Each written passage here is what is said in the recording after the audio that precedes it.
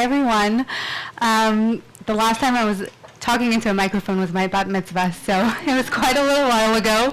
But the truth is, when I was writing the cookbook, it was a very intense process because I did most of the work in it. And I didn't even think of a cookbook launch. It wasn't even something that came into, I mean, some people are, finish the book. For me, it was just an accomplishment to finish and to do a whole party. It was like, but Hashem had other plans, and Shifra and Shlomo reached out, and I was so excited. So I want to thank everyone here for coming, and for Fleishigs, and for everything that they do for cookbook authors and bloggers, and just like bringing a magazine that has the voice of the kosher world in a very modern, elevated, very cool way. So thank you, Fleishigs. Okay, so I have two recipes here that I mostly prepped. Those are two from the book. The first one is the Za'atar salmon with the pomegranate seed gremolata. The Za'atar salmon itself is a recipe that I developed when my kids were actually very young. My kids are still, all between the ages of like 12 and 2. But I had like 2 kids at home, like a year and a half apart, and my afternoons were intense, hectic, and dinner was like the last thing on my mind. It was all about building Duplo Legos and sitting on the floor with them. And so I just figured like roasting a salmon is the easiest you could do. It's ready in 12-15 minutes, and it's not complicated. But I also felt like I need flavor in my food. I really need flavor. So I wasn't going to do salt, pepper, garlic, and that's it. So that addition of Za'atar is really what changed everything for the salmon, and just brought all of the Middle Eastern flavors that I love and I'm used to, and I love introducing other people who are not so familiar with them, or those who are, to just put something quick together that's not too complicated and that brings you a dinner that's delicious and that you're proud of. So it's super simple and minimalistic. The gremolata is kind of what elevates it. So it's a choice. You could make it or you don't have to make it. It works either way, but when you have company and you want to serve something that's simple but looks more impressive, then the gremolata does that. So the Za'atar salmon is pure salt, pepper, Za'atar, granulated garlic, extra virgin olive oil, and what makes a difference is the quality of the ingredients that you use. Za'atar is a name of a blend, but all the blends are the same. So you want to look for a blend that has sumac. That's the most important element. Not all of them do. A lot of them are made with thyme, which is a type of a cousin of the hyssop, which is a plant that really what Za'atar comes from. But it's more difficult to find that. So look at the ingredients, make sure it has hyssop and sumac, and you have a good Za'atar to go. It's worth taking that extra effort. I love Trader Joe's. Don't buy their Za'atar because it's just not legit. So just find one that has those key ingredients, and that way you'll get that full, bold flavor. It's very savory, it's deep. The sesame seeds add a lot to it. So that's it. You roast it 12-15 minutes, 400 degrees, and I always say this, when I say 12-15 minutes, you have to trust yourself when you are cooking. I always say, don't go by the numbers. Recipes are really just guidelines. You really want to know what to look for indications. If the salmon is flaky, if you have a meat thermometer, that's the best way to know if your protein is cooked to the right temperature. Overcooked salmon is dry and not good. So getting it to the exact temperature and not over is really the key for something juicy and delicious. So we're doing the salmon, and now the gremolata part, which is going to take it up a notch. I use a lot of fresh herbs, a lot of fresh herbs. I love fresh herbs. I think they bring just each unique flavor has each herb has its own unique flavor. So this is parsley. You can use cilantro, but traditionally gremolata, which is like an Italian dish, whatever, is made with parsley. It's usually just like parsley, garlic, and lemon zest, and then salt. I'm going to show you how I added a bit of pomegranate seed, forgive it, like that punchy, fruity, tangy flavor that makes it really, really satisfying. I know some people don't like the texture of biting into pomegranate seed, but it's so worth it because the flavor they bring is like unparalleled. The best thing is that like we have so many conveniences today, especially living here in New York. You have the pomegranate that's already de-seeded because, I mean, I've seen all the hacks, and like de-seeding a pomegranate is really tedious and really annoying. So get it, like splurge. It's not even such a splurge, but getting it de-seeded is really key to just like having like an easier prep time and making it just your time easier in the kitchen. A lot of people ask me like, oh, do you take shortcuts? Do you buy store-bought stuff? The truth is I don't, just because I'm really into good quality ingredients. If something is very, very good quality, then I'm all for it. But I look for shortcuts in the little everyday things, like buying checked herbs or de-seeded pomegranate. That just makes your prep much easier. Now you want to use a chef's knife. This is all we have for now. You can make do literally with anything that you have. You don't need other than the best oven, you don't need anything that's too serious. When you cut herbs, so it depends what you're doing it for. Like if I'm chopping up herbs just to like put it into a braise and letting it like just melt into then it doesn't really matter how I chop it up. But if it's something for like a presentation and it's presented raw, then I try to cut really, really closely, because if you cut over herbs way too much, then they darken a little bit. The cut isn't so neat and nice. So you really want to go in and do. It's okay if you go over it 1 or 2 times, but you really want to try to focus to get it really close in. Now, the finer you chop it, then the more the flavors will melt together when you're mixing the gremolata. So we are just going to get this finely chopped. Okay. There's always like the outsiders that like run away to the side, so get those in. Okay, so I'm just gonna put this in a little bowl. I added pistachios because I love pistachios. First of all, I cook very visually. Like I look at colors also, not just because I'm a photographer, but also because people eat with their eyes. We've heard it a million times, but it's very true. When you see an explosion of color and your eyes, you're naturally excited and want to taste the food. That's why I think herbs are really like a final touch visually as well as flavor-wise, but pistachios add that sort of like nutty flavor that balances out the sweet tangy of the pomegranate and kind of like the acidity from the lemon zest. You don't have to put it, I mean, everything is adaptable. If you don't eat nuts, you don't have to put it.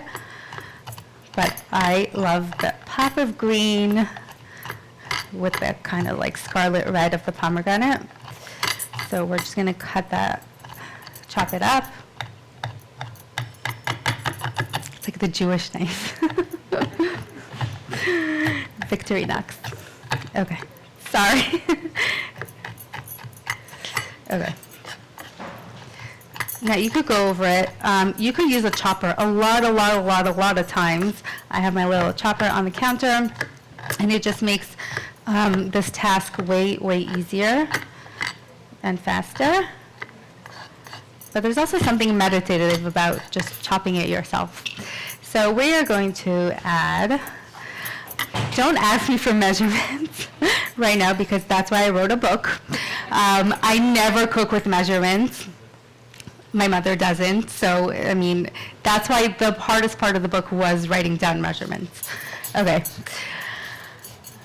because when you're in a hurry, and I mean, cooking is very like intuitive for some people, and well, the more you practice it, the more you'll get it. You'll get there. Again, this is my favorite tool in the kitchen. I mean, it's not something I use often, but when I use it, it's just like, I love it. A microplane. It's just lemon. I use it for garlic. It's just so convenient to have it like right there. And it zest lemon amazingly. Okay. We're gonna add a pinch of, not a pinch, a bit more than a pinch of salt. This is Malden salt, and this is another way you could just elevate your dishes without really like investing so much time or effort, just buying the right product. A Malden salt is a salt from the coast of England, and it basically, the way it's harvested, it's like very delicate, and it has like pyramid shapes, it has texture, it has a great like oceanic flavor. And then when you bite into it, you feel it and you get that jolt of salinity that's really, really, really satisfying. Salt is like one of the most important thing in food, so salt your food well. We're gonna add a little bit of pomegranate. I usually put garlic, but somehow it's not here, which is fine. The garlic is just like an extra. I'm just gonna go with a little bit of black pepper. Now, again, you could buy store-bought ground black pepper, which is fine, but grinding it yourself is a different flavor profile. When the peppercorns are just ground, they're like fresh and full of flavor and like assertive in a really nice way. So we have our salmon. You could serve this great family dinner night, and then you could literally just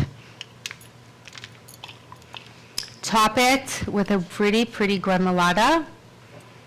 And it brings in a whole different level of flavor, and it's done. This is like a beautiful plated dish. It's easy to make. It's really, really, really simple, beautiful. It could go for weekday. It could go for Yom Tov. It could go for Shabbat. It could really be used anywhere. So that's the first part. The next dish I'm going to show you is Muhammara. For those who haven't heard of Muhammara, it's an Egyptian dip. It has roasted red pepper, it has walnuts, it has pomegranate molasses, it has like a bit of cumin, which has like that deep, savory, pungent flavor and smell. I love cumin. It's like a love-or-hate with cumin, but I love it. And then cayenne pepper, which gives, like, if you know me, all of my food is spicy. Like, personally, I love spicy food, and I needed a kick of something. It's really, really subtle, but it comes at the end of it, like, you know, when you taste it, and it's really, really, really, really wonderful. So I'm going to add a touch of cayenne pepper. Obviously, you could put less, but don't skip it. Just put less. And then I add like cilantro at the end because, well, I love cilantro also, and I know that's a real love or hate. That's like genetic. You could use parsley if you're genetically predisposed to hating it, but if not, use cilantro. I think it's the most wonderful herb. It's very versatile. I use it in everything. Literally, my counter has mounds and mounds of cilantro like every Thursday and Friday when I'm cooking for Shabbat. So I think it's an important herb. Really, I do this in like the food processor or like small chopper because it grinds everything really, really finely. If you see, like there's the keftas over there that have some muhammara on the bottom of it, and you kind of want to get like a chunky dip consistency, not too fine. So you could do this by hand, but it's much better and easier to do it in a food processor. My roasted bell peppers here, these are charred over an open flame. It's much easier to do this in the broil in the oven, because broil is basically like concentrated heat. It has fire coming out inside your oven. It's a little bit more contained.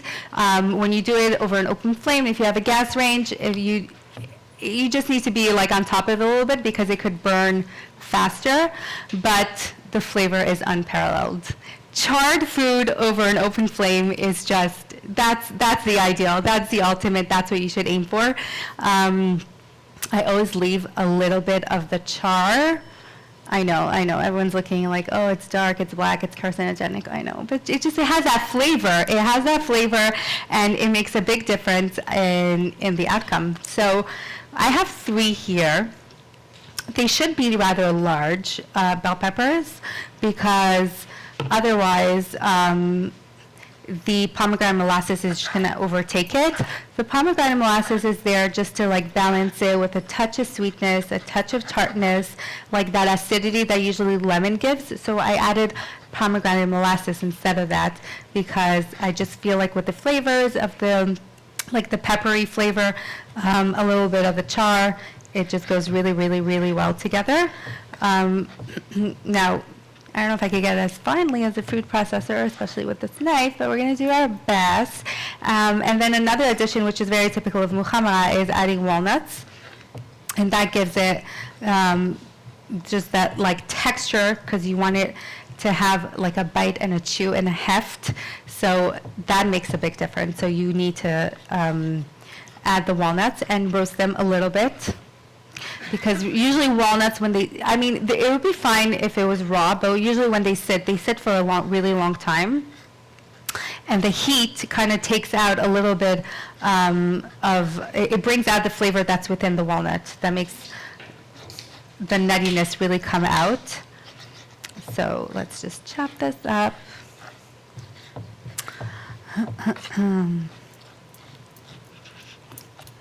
I really need a chef's knife. Okay, we do our best with what we have.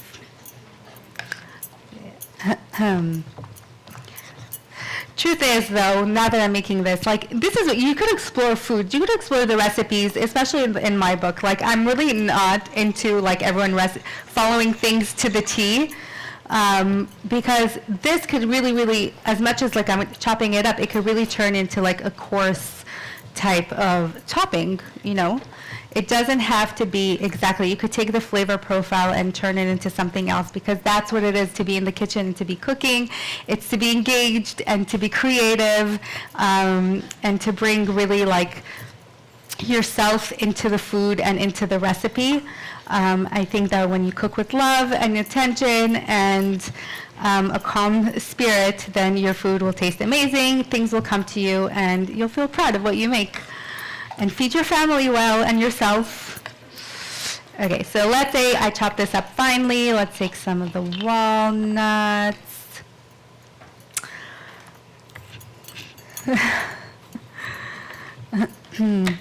Maybe I'll put a bit less than it calls for.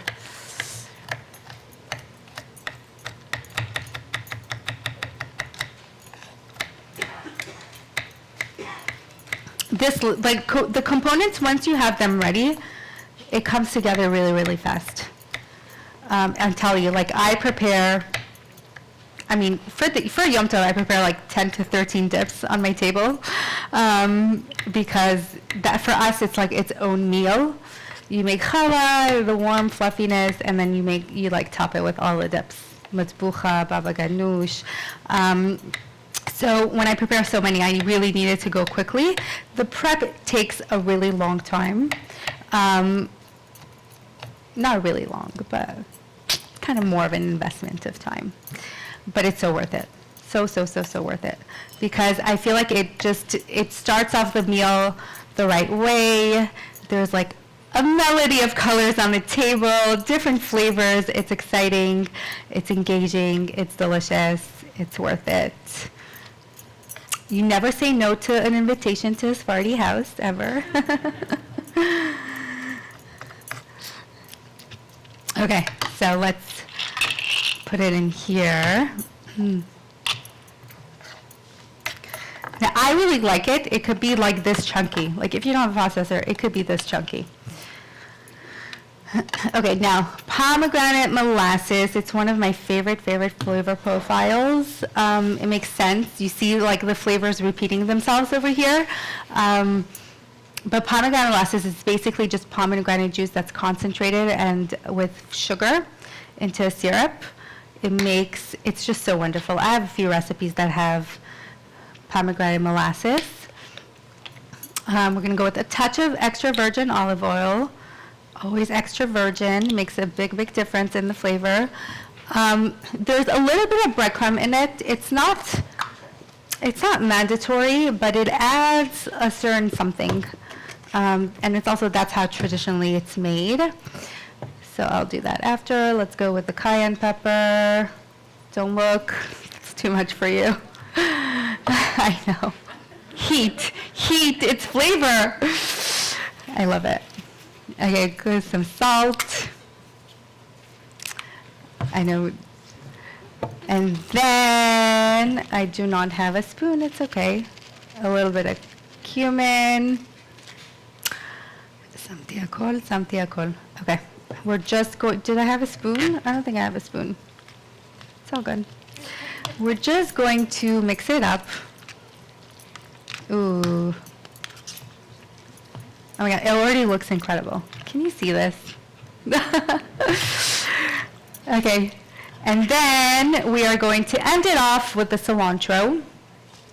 Now the cilantro is there as like kind of like a garnish, but it's also there because it brings freshness. When you have something that's cooked, you know, like the bell peppers, the bell peppers make up the heft of this recipe. So they're cooked and they have depth to them. And the fresh herbs just bring in just like this freshness, this like verdant sunshine. I don't know how to call it, but it's a really nice way to top off food. I could say, like, especially when I make a lot of braises, you know, like ktsitzot or, you know, braised meats, I have to top it with cilantro at the end. It cuts through the richness and it brings something that is indispensable. Okay, so we're just going to cut this up. Now, in terms of plating, you could do this like in a bowl like I did right now. You could do it also in like a more shallow bowl. Actually, that's how I have it photographed in the book. It's a little bit more shallow, kind of like how you do like a hummus platter. It works really well that way also because of that chunkiness that it has. Now, I'm going to go with a little bit more olive oil on top. It kind of gives it that glistening effect and adds flavor because olive oil is a fat that conducts flavor. And then I finally top it with Aleppo pepper. If you don't know what Aleppo pepper is, well, now you do, and now you're going to go buy it because it's especially for people who don't like spicy. It has a very muted, mild chili flavor. It's not spicy, but it has, it's made from chili pepper that has a little bit of floral undertones. So I literally use it with abandon. Just sprinkle it on, put it on your eggs, put it on your avocado toast, put it on your labane, put it on everything. It adds such a nice flavor profile. And then that's it. You could, hold on, let's give it like, now it looks good. You could scoop this up with pita, with crackers. You could serve this as a topping for like grilled chicken or grilled meat. It adds a lot of flavor. You could also just put it as a dip or literally also like with anything dairy it could go. It's very versatile. It has a lot of flavor. It's delicious. And it's easy to make, even with a little yellow knife. So I could do it, you could do it. It'll be delicious, and it'll be a nice way to explore other flavors. The book has literally flavors from I wouldn't say all over the Middle East, but mostly all over the Middle East, especially also North Africa, which is basically where my family comes from. My father's side is Moroccan, my mother is Libyan, so that's more like the North African cuisine that I grew up eating, especially that I'm from Montreal, so the French Moroccan community is just very vibrant there, and it really just shaped who I am and how I cook and how I host, and I really tried to put that into the book so that people can have a glimpse into that and to be able to take things out of it that they're able to incorporate into their own life, into their own kitchen, and just revive a little bit of how they cook and explore other flavors. And yeah, I hope that you enjoyed the book. I hope that you enjoy this little cooking segment. I think that I think you'll like it. I want you could come here and try this to see how it tastes. But thank you so much for being here.